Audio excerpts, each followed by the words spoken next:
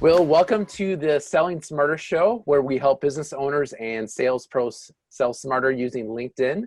My name is Chris Rudolph, and I'm your host. And in today's episode, we're going to talk to Nicole Hoglund about how to move your LinkedIn profile from resume to resource. So a little bit about Nicole. She has over 12 years of marketing experience as a certified coach and serves as RevGrow's COO. She's a master at streamlining and has a knack for making the complex world of marketing simple for both the RevGrow team and its clients. And little fun fact that you might not know about Nicole is that she's a native New Yorker, but she lives in the southern city of Nashville, which is interesting.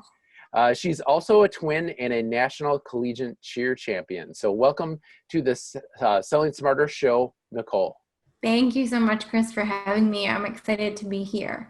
Yeah. And yes, it is interesting that I am a native New Yorker and I'm living in the deep south of Tennessee. So it's always a fun, open conversation starter because most people from New York don't understand why I live down here, and most people down here don't understand why I'm not back in New York. So Very interesting.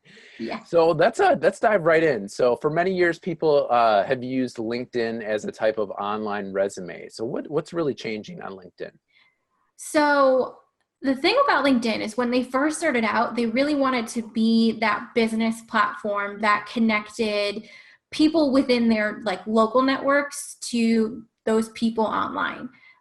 Over the years, what has happened is they've realized that they can really be that go-to networking type of platform for the business industry, unlike Facebook or Twitter or Instagram, which is more strictly for social purposes. And what we've seen is as they've kind of grown their platform, they've realized that LinkedIn's not just for finding a job anymore or for trying to network with people and showing your accolades so that they understand exactly who you are. What they've really done is they've made it a platform for people to actually highlight what they do and why they do it so that the connections aren't just random.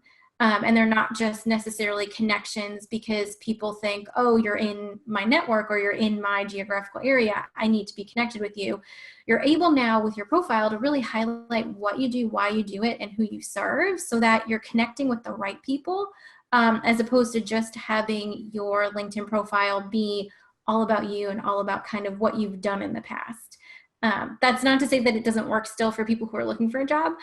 Just to note that if you are looking for a job, you do probably want to keep it more on the resume side, but there is some value in figuring out how to be a resource on LinkedIn, and tweaks and changes you can make to your profile so that when recruiters are coming to you, they're not just always seeing kind of your past experiences. And that's why we have this show right now, is because we're going to help you figure out how to go from a resume to a resource.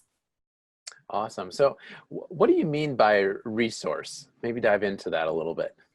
So when I say resource, it doesn't mean that your LinkedIn profile is bad the way it is. But the way that we at RevGrow define a resource is providing value first, leading with value.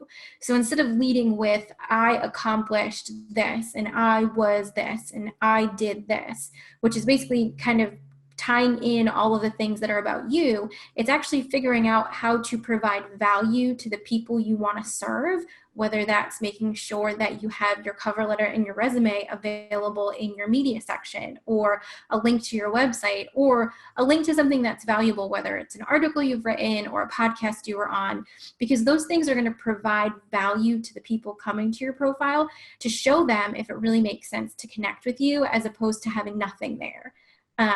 At the end of the day, if all you take away from this is from going from a resume to a resource, that you need to lead with value first, that's really at the end of the day what a resource truly is. Awesome. So what would you say are some of the biggest things not to do with your LinkedIn profile?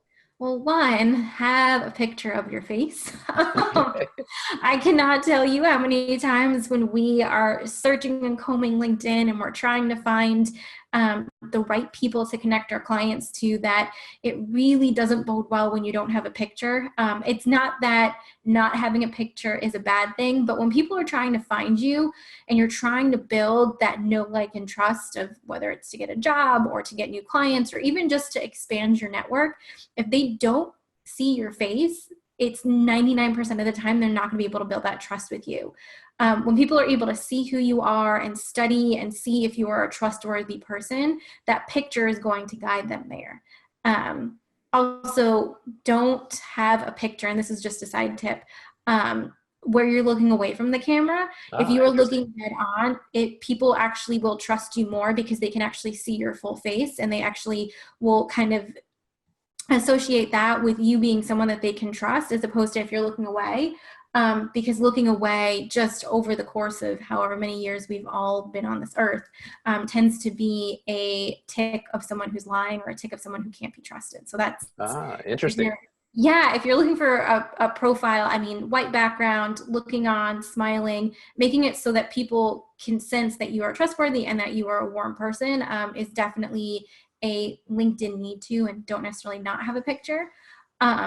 But also what you want to do, and things that we've seen before, is you want to make sure that your banner is updated.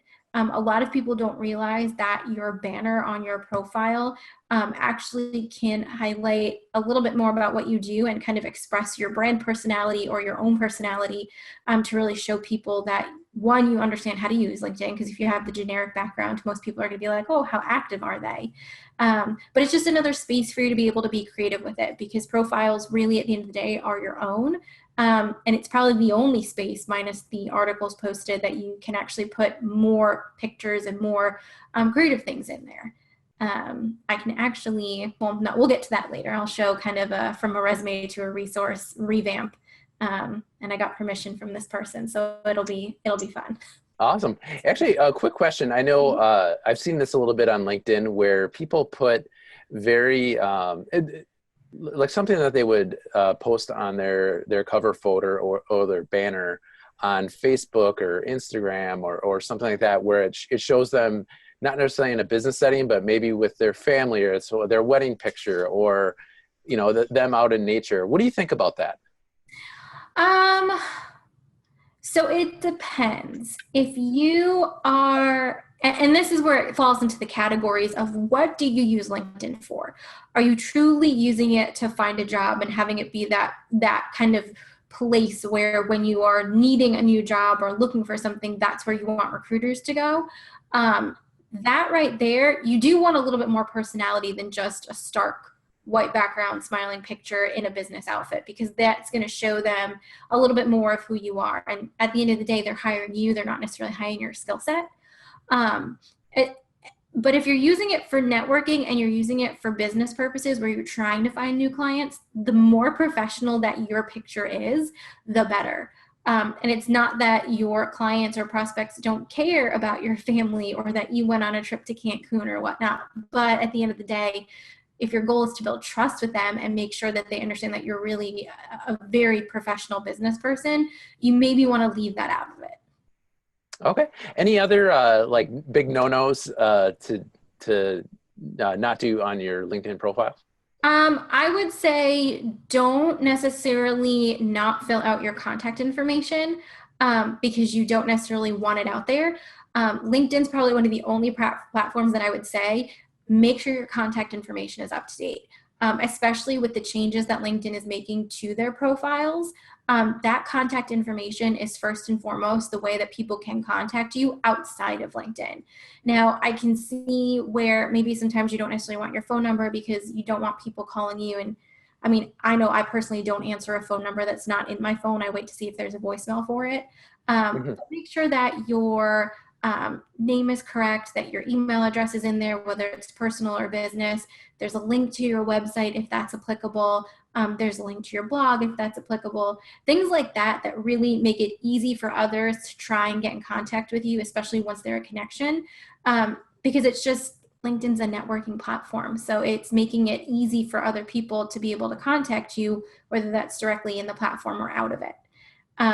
Also, don't necessarily think that you have to write a gigantic summary of your experience with each company that you've worked for. If it's not the place that you're working for right now, or the business that you're owning right now, I personally, and this is a personal choice, I'm pretty sure there are account managers within our company that will disagree with me. I would just leave it blank. I would say the title and the company that you worked for and just move on. It's different if you're kind of using it as a resume because you obviously want some of that information, but don't necessarily feel as if you have to put all of the information in there. You really want to leave people guessing and kind of getting in touch with you to find out more. So really leave in the important stuff. And if you're only filling it for fluff, I would say it's better to just leave it out. Interesting. Kind of actually back to the contact info recommendation that you did. I heard something recently from Michael Hyatt about how if let's say you don't have a bricks and mortar or a phone number that you want public, you can actually get a Google phone number, and it's not your actual number, but it actually forwards to your phone. Yeah, that is correct. Google Voice, we actually use it at RevGrow. We give that number out and we have people call it. It's something, if you're actively utilizing the Google platform, you get it for free with your Gmail account. So that's just something to keep in mind too. If you're not necessarily an avid Google user, it might not be an option for you, but it's definitely a way to give out a number without it being your number. And still be able to get those contact information and maybe potentially set up those phone calls and things like that. Awesome. Yeah. So you mentioned a recent change to the LinkedIn profile. Any other recent changes? I know LinkedIn is such a fast moving and, like any other social platform, they roll out things that they don't announce. And, sometimes it's only certain people in certain parts of the world or country. Any recent changes to the LinkedIn profile that our viewers and listeners should know about? So while we're recording this, there will be in the next coming weeks. I have only seen it once in one of our clients' profiles that actually had made the change. So the change has not come yet, but what they're doing is they're actually making changes to where your profile is above the fold. So everything that people see before they have to start scrolling, they are going to be changing what they see. For everyone who's watching, this is my husband's profile. He gave me permission to show you this because his is not updated.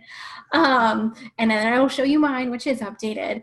But basically what they're doing is the way that you look at profiles right now, what you see above the fold is obviously the name, the header, message, more, and then the contact information on this side. And the reason I'm highlighting contact information so much is because I know it's a part of their change. They're actually going to be moving the contact information right next to where it says message. So that's actually a huge game changer because it's not going to be lost within all of the other things on this side. It's going to be directly next to it. And also what they're doing is they are actually, and my husband doesn't have a summary, so I can't show it. The summary is going to be below the fold now. And what they're going to be concentrating on is actually the headliner up here. So that's going to be something where that's the only information besides this box that's going to be above the fold now when you go to someone's profile.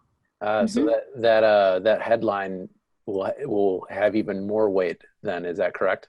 The headline will have even more weight. And it's one of those things where from going from a resume to a resource, we at RevGrow really highlight in the headliner and the summary a lot of that resource-based value.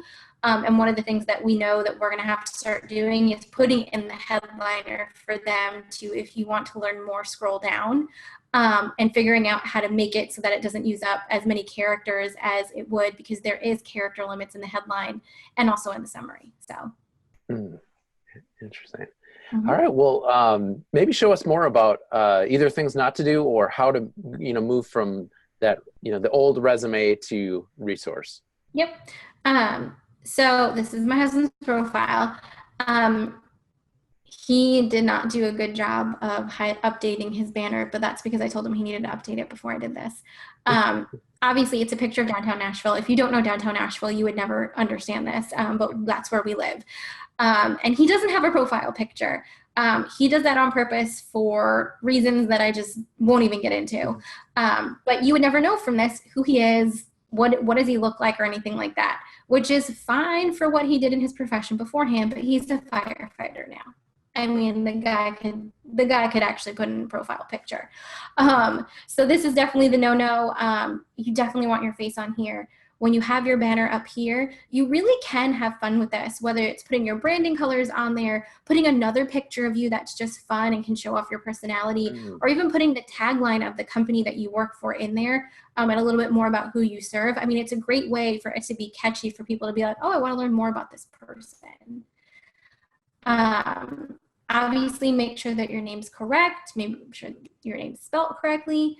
A little tip, if you are one of those people that just does not like the automated bots in your inbox, you can actually make your entire first name in capitals, and that actually will show you who's actually being a human and who's being a bot. That's one of the things our awesome account director Judy Hayes does, and she always kind of sends us these funny messages because she has a period in front and she's got all of it capitalized. So that's just a little tip outside going from resume to a resource. But if you really want to figure out who those bots are, make your first name all in caps. Great tip. What but about, then here's your head.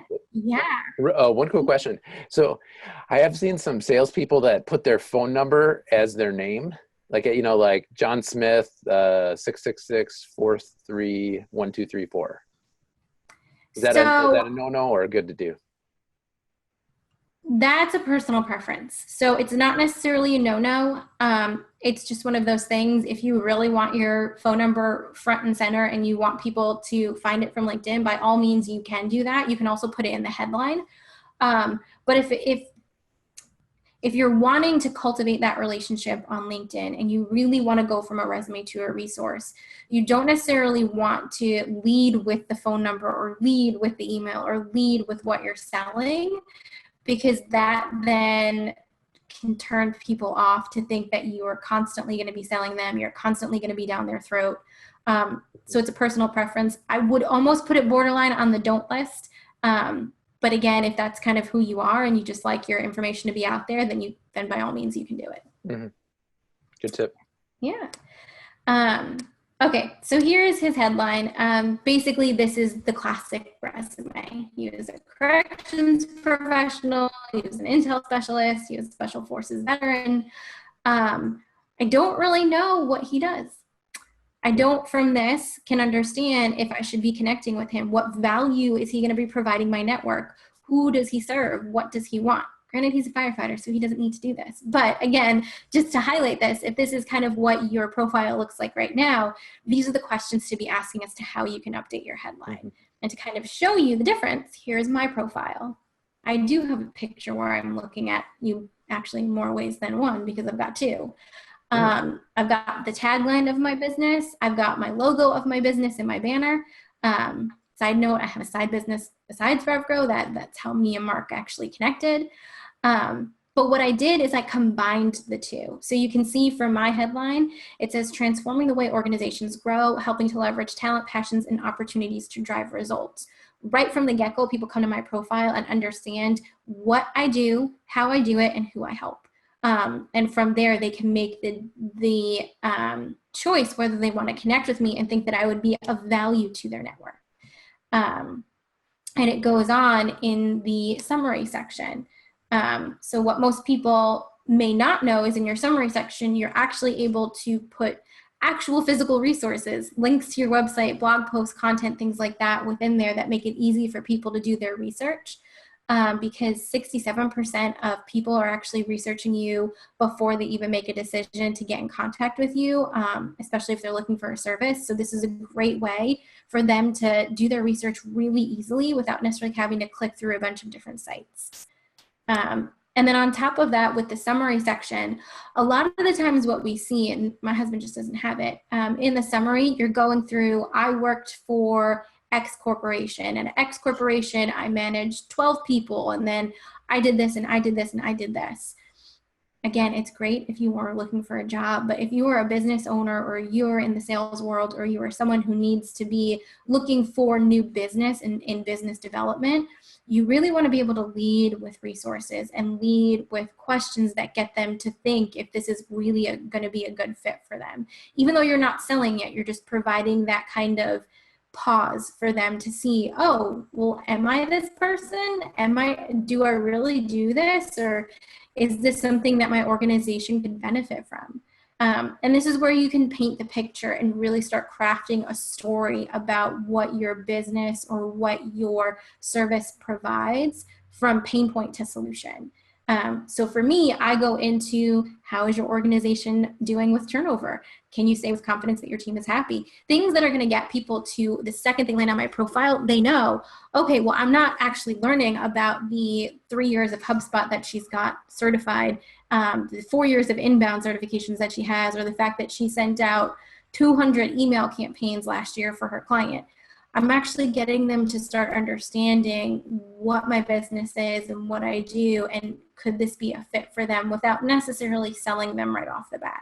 And it just paints the picture so that by the time they get to it, they clearly know, one, how to contact me, and two, what they can expect from me being in their network.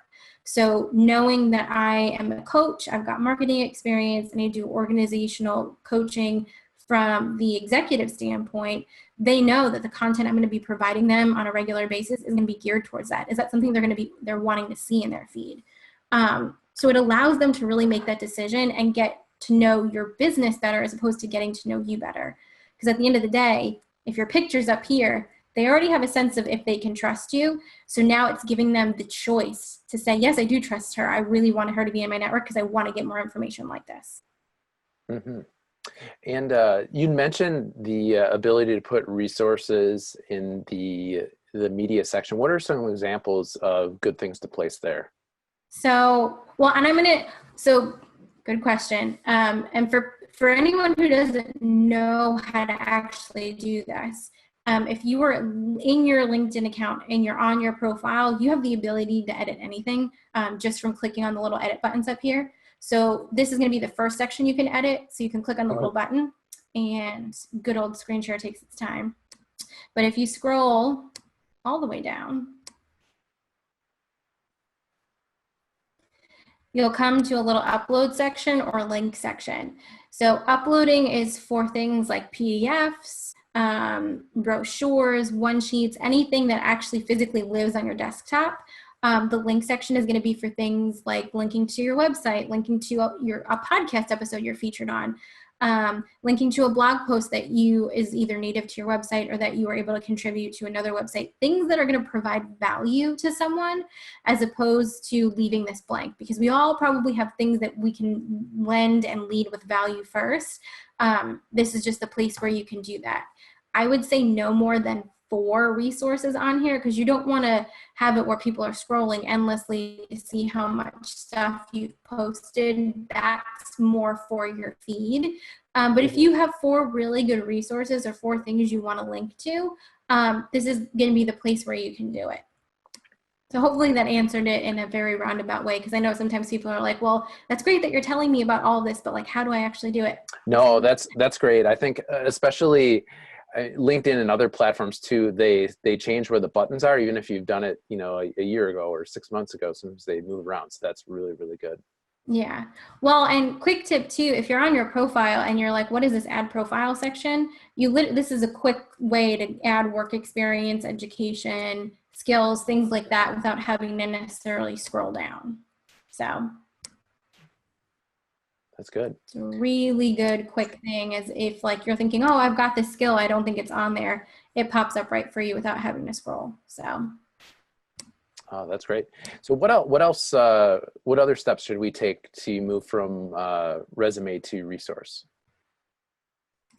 So it's really going from top to bottom. So making sure your banner's updated, making sure you have a really clean, professional looking picture, making sure that that headline really starts going from I did this to I serve this, or you can even look about it as the way of I help X get to Y. So really starting to craft it into more of a what type of pain point can lead to your solution, or thinking along the lines of what's the biggest change I've seen in my business, or things like that really get people to understand what you're providing, as opposed to just I'm the COO for RevGrow, and looking at it that way. Next would be updating your summary. You've got about 2,000 characters here. You don't have to use them all. But this is where, like I said, you want to start painting that picture for them. where are you taking them on this journey for what your service potentially offers? Who do you help? What questions would be great to ask them to get them to start thinking about if this really is going to be a journey for them to go in and dive in and research before they even connect with you. Adding in some resources, and then it gets to your experience section. Here, and again, I may be in my own place about this, but the only things that this talks about is RevGrow and my Honestly Able business. And they don't necessarily go into too much detail about what each is. You can see that RevGrows is a handful of information, Honestly Able is 2 sentences, and that's on purpose because I don't want to give them the entire kitchen sink so that they don't have anything to come to me and ask or want to come to me and say because they think that they know it all. This is just giving them a taste, and then they make the decision of if they want to contact me, whether that's through a connection request or through my email or things like that. I then just made sure that all of my experience was up to date, and I just put in the title I had and the company I worked for and tried to link it to that page if that was there. If not, that just means that the company wasn't necessarily on LinkedIn at the time, because it just shows the experience, which I know having more experience or showing what has happened through your journey is great for recruiters, but it's also great for people who are wanting to build that know, like, and trust with you, because they don't want to necessarily go read your entire resume, but they do want to see that you have something other than working at Dunkin' Donuts when you were 16, probably. That's good. I like that. I did work at Dunkin' Donuts at 16, oh, really? which is why I made that reference. Yes. Interesting. I think also my first job actually was at a bagel place, so.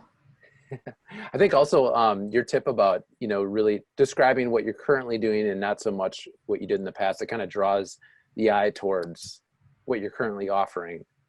Exactly. And it doesn't even need to be offering, because if you're not necessarily someone who's a business owner or someone who's in the sales or business development world, what you really want to start doing is showing the value that you provide for the company you work for. So instead of saying, I do this at my organization, they trust me with, and go into kind of that story from when you started there to where you are now, and not just the responsibilities that you have, but what are some initiatives that you've taken, what are the things you like about the company, things like that, that really can paint the picture of your journey there, as opposed to just stating what you did. So once you update your experience, and the thing is too, if you really want to make sure that you have at least some things in all of your experience, I would say no more than a paragraph in each, and keep it very much to the point where it is going through that journey. So I started here, I ended up here. In between, this is what happened, in a very condensed version, because from a recruiting standpoint, you want to actually be given the opportunity to talk about your journey from wherever you started to wherever you want to be, as opposed to them making the assumption in your LinkedIn profile. Mm-hmm. Quick question for you, Nicole. Mm-hmm. Are you able, as you're editing, are you able to change the order of these sections at all? Like education, or like, can you place things in order, or are they pretty much set by LinkedIn? So the order is pretty much set for like experience, education, and license. But if you go to, I want to say they did change it at one point, and they may have actually updated it.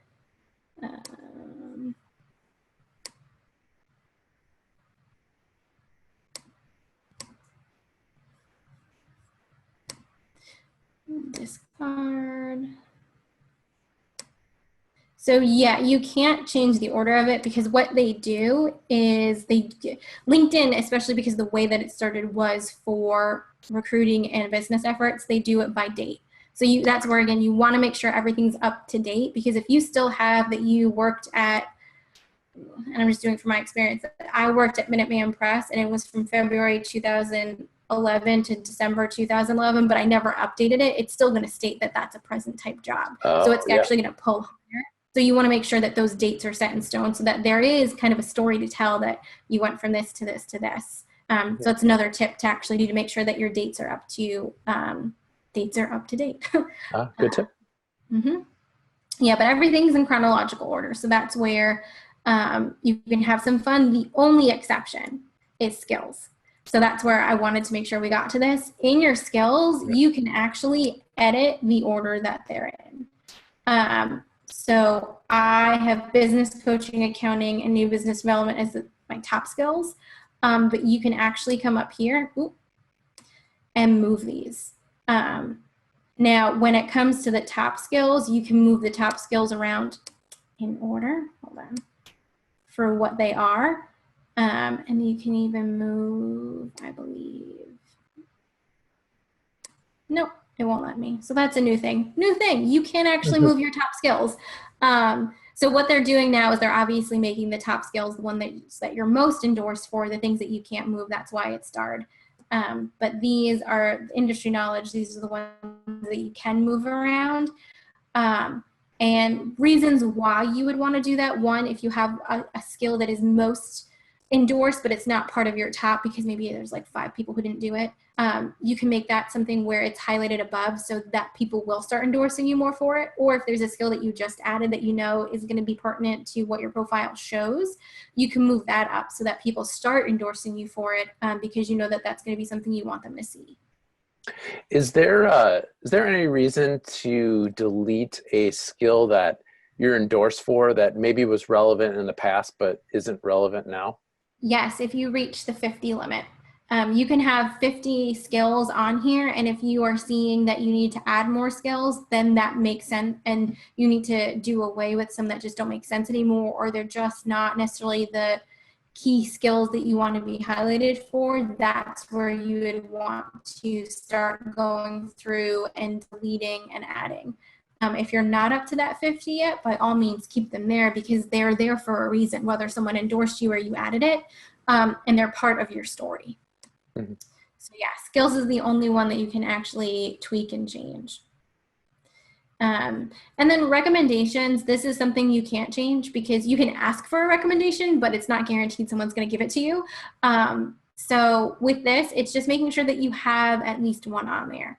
Recommendations are good for social proof. And these are things, I worked with Sergey for 4 months and the guy loved me so much that he gave me a recommendation on LinkedIn. This is something where people actually truly have a relationship with you. You do not want to ask people for recommendations that have never worked with you or you've never done business with. And really at the end of the day, I would do this sparingly. As long as you have 1 or 2 on there that highlight your personality and the types of service and business that you deliver, that is fine. You don't necessarily have to have, 3,000 of them on here. But as long as you have a few, that is absolutely fine.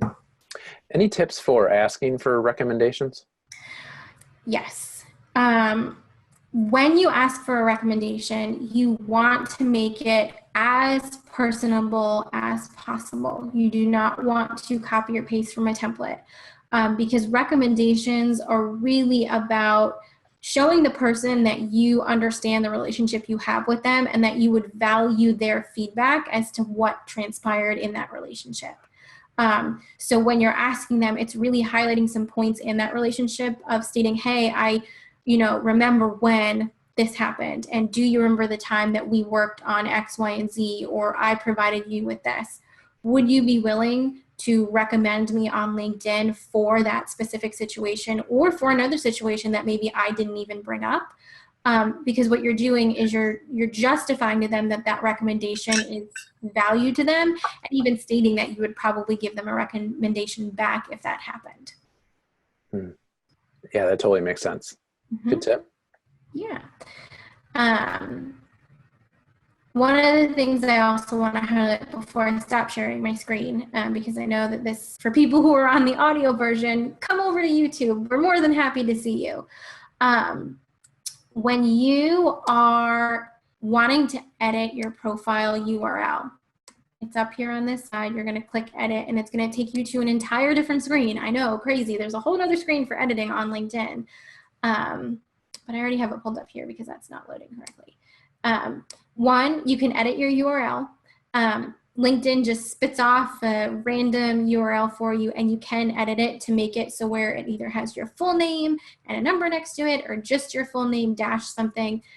This is a really great way to make it so that it's easy to find you on LinkedIn and it's easy to share that link with someone else because it's not a whole bunch of different numbers and letters. With this, you want to make sure that you can edit your URL. This obviously personalize it as much as possible, but what people don't realize from this standpoint you can actually customize what is public on your resume. So, or not your resume, on your LinkedIn profile, which we're making from a resume to a resource. And this is key because if you don't want certain things shared, you can actually make it so that your past experience, the things that you've said you're done with, don't show on your Interesting. profile. So it really actually centers on what you're currently doing and doesn't even allow that past experience to be shown. Interesting. I did not know that. Again, the same for anything that you can edit on your profile. You can actually highlight if you want it to be shown or if you don't want it to be shown. So one of the things when it comes to recommendations, if you don't have a recommendation on there and you're not comfortable asking someone for a recommendation, you can actually just come here and have it not even be shown on your profile so that it doesn't show that you don't have any. And this is the same for if you don't necessarily want to highlight your certifications or publications, things like that. So you really truly are in ownership of what you're putting out there and be able to really highlight and show that value without it getting too clunky into things that you don't think are relevant. Obviously, LinkedIn thinks these things are relevant, but from your sales perspective, really, what do you want to highlight? You have the options here to say yes or no. Oh, that's great. I did not know that feature. So that's very, very valuable. Yeah.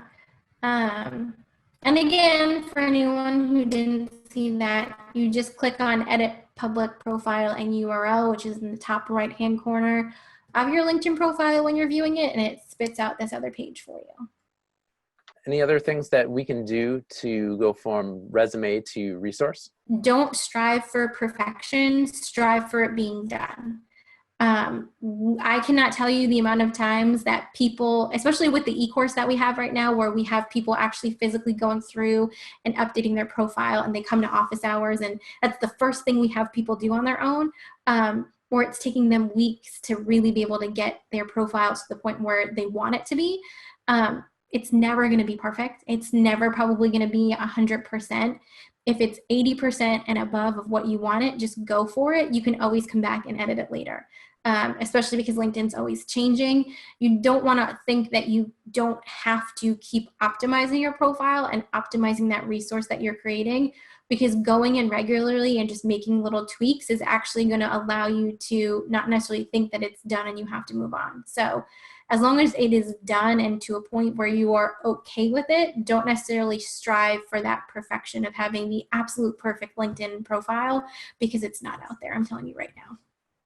Yeah, no, that's good. I think a lot of us, if we were honest, it can feel paralyzing, or like, that we have to have this absolutely, perfect thing, and it can discourage us from taking action. So out of all of the tips that you mentioned that we should implement to go from resume to resource, what's the first thing that you'd recommend that a listener or viewer would do to get started, just to like get the ball rolling, and to kind of go from the unknown of like, this is new and different, to like, making that first thing happen? Well, one, make sure you have your picture up. I think that is absolutely 110% so important, because even though you're creating a resource for your profile, if people aren't able to build that know, like, and trust from the beginning, and that starts with your picture, they're never going to scroll down and actually connect with you or learn more. So if the only thing you take away is, I need to go update my profile picture, that is awesome. If you're already watching this or listening to this and you're like, check the box, done, white background, smiling face, they can see my personality, I would concentrate on really just asking yourself, what do I serve or how do I serve my clients? Why do I serve my clients? Or why do I serve people in business? And what does that mean to them? Because I solve X. If you ask yourselves those series of questions, it'll be easier for you to go to your headline and go to your summary and start crafting that painted picture for them to be able to be that resource. Those are probably the two most important things, because you can always dive in and say, okay, I'm going to update my headline today, but without knowing why you want to update it and how you want to update it, you're going to be spinning your head probably for hours being like, well, she said this, and now I don't know what to do. But if you ask yourselves those questions of, how do I serve my clients? Why do I serve my clients? and what's the solution I provide to their pain point, you can start painting that picture and start working your way through making those changes. Awesome. This has been super valuable, Nicole. Thank you so much for sharing how to move from resume to resource during today's show. And thanks to all of you who are out there watching or listening to the Selling Smarter show. We have more episodes that'll be on the way to keep you on the cutting edge of LinkedIn. And finally, remember, don't sell harder, sell smarter.